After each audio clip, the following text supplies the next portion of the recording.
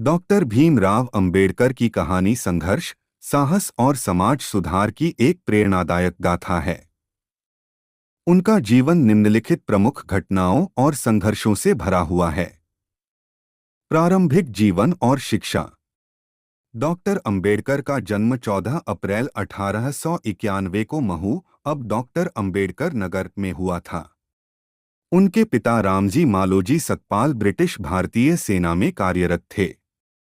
अंबेडकर का परिवार महार जाति से था, जिसे समाज में अछूत माना जाता था।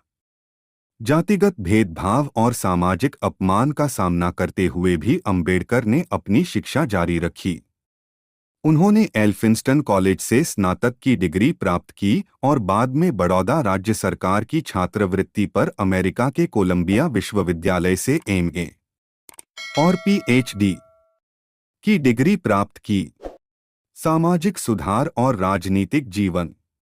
अंबेडकर ने भारत लौटने के बाद दलितों के अधिकारों के लिए संघर्ष किया।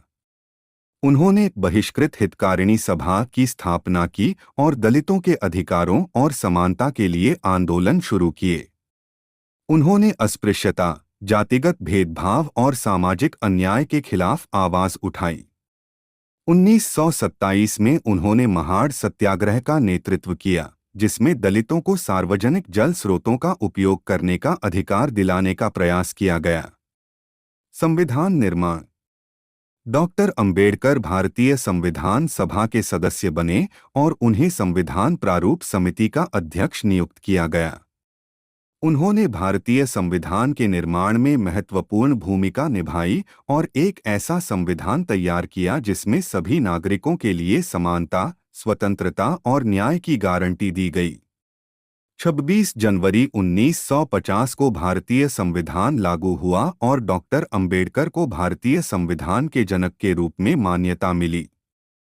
बौद्ध धर्म दीक्षा। 1956 में डॉक्टर अंबेडकर ने हिंदू धर्म में जातिगत भेदभाव के खिलाफ विरोध स्वरूप बौद्ध धर्म अपनाया। उन्होंने नागपुर में अपने अनुयायियों के साथ बौद्ध धर्म की दीक्षा ली। उनका मानना था कि बौद्ध धर्म में समानता और भाईचारे का संदेश है, जो दलितों के सामाजिक उत्थान में मदद करेगा। निधन। डॉक्टर भीमराव अंबेडकर का निधन 6 दिसंबर 1956 को दिल्ली में हुआ।